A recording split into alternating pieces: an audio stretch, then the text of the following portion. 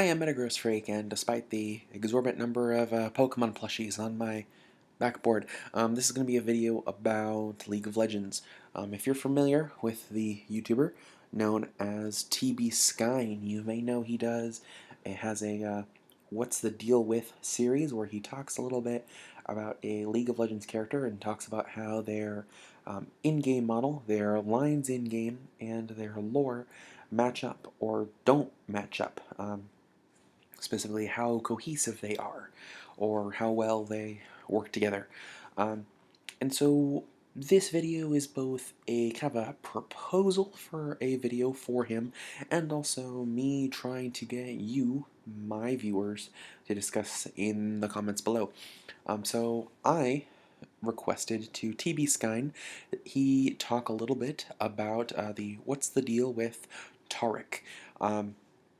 Because as you may have heard me mention before, or have even maybe seen if you've ever played with me, or looked me up on League, or even just seen some of my videos of my League of Legends gameplay, I'm a big fan of Taric. He's a really fun character.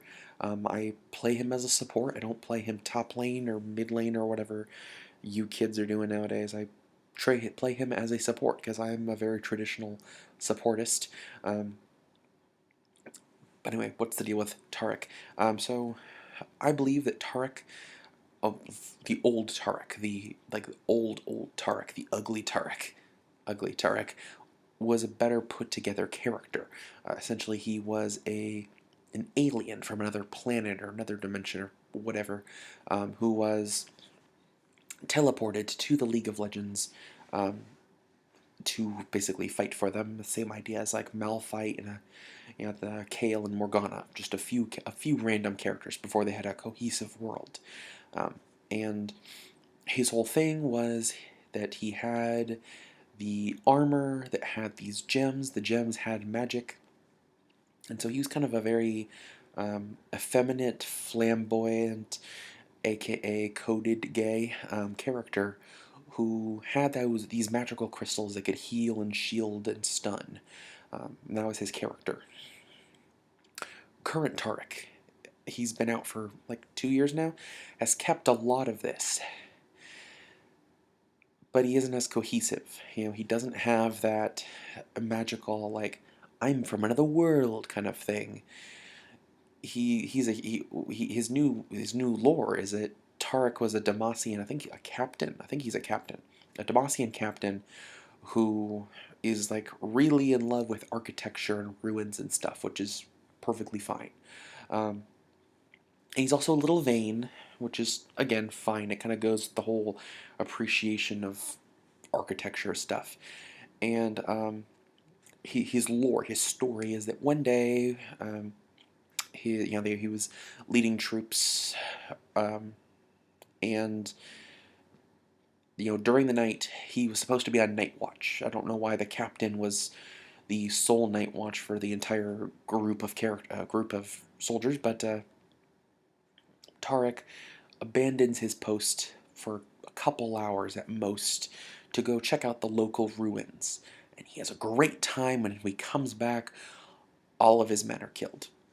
And of course, Taric admits that he abandoned his men, and his punishment is he's basically kicked out of Demacia. And his friends Garen and Jarvan, Garen is like apparently one of his friends, puts in a good word for him, and that's basically the only reason why Taric isn't like killed for treason.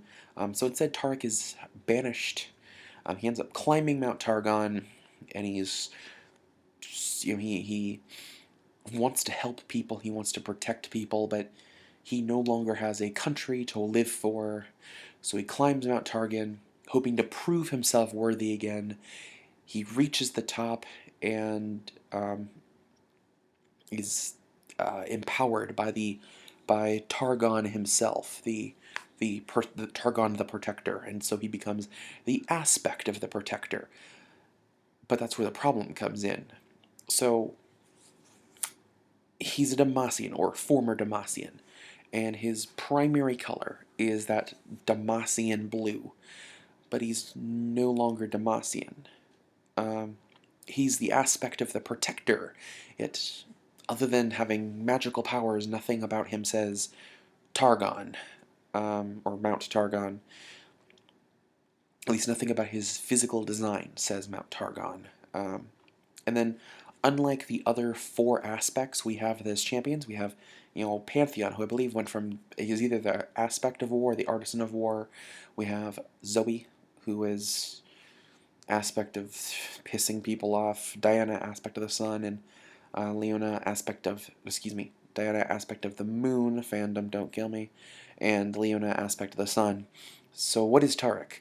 Aspect of the protector? No, he is the shield of Valoran, because apparently his whole thing is, I'm gonna go around protecting everyone, which means he's basically just Soraka or Bard. Basically, he's a celestial. He's Soraka and Bard basically now. Whoop-de-doo. And so, I mean, in his title as an aspect is aspect of the protector, and he has a shield, which is great, and he has a heal, which is great, and he can make people invincible, which is great.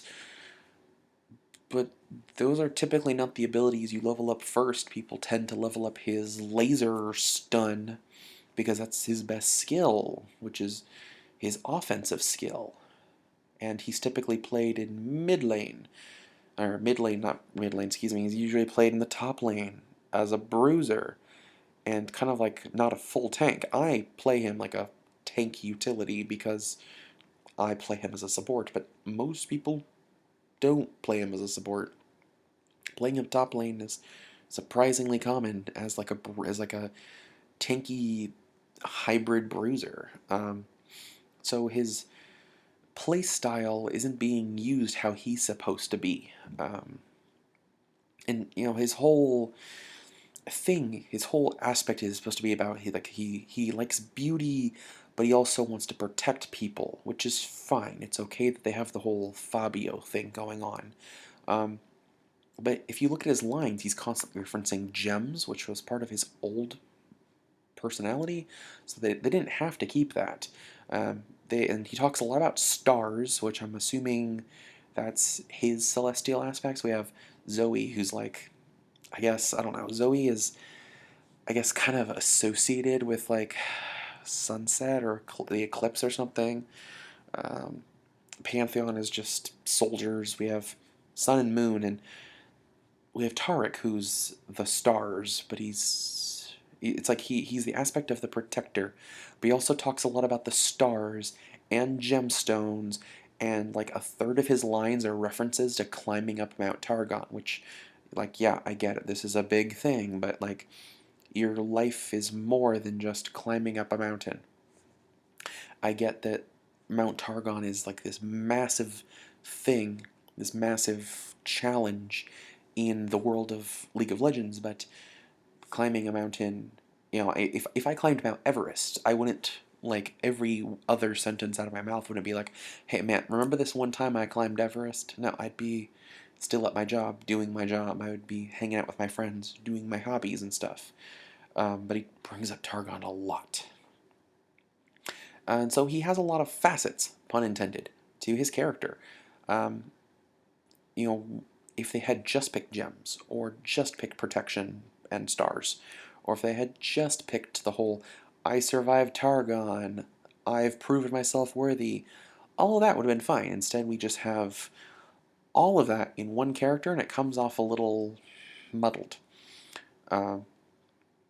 So, I guess TB Skyn and audience, maybe you can shed some starlight, pun also intended, on the champion of Taric. What's the deal with him? He's just a little confused.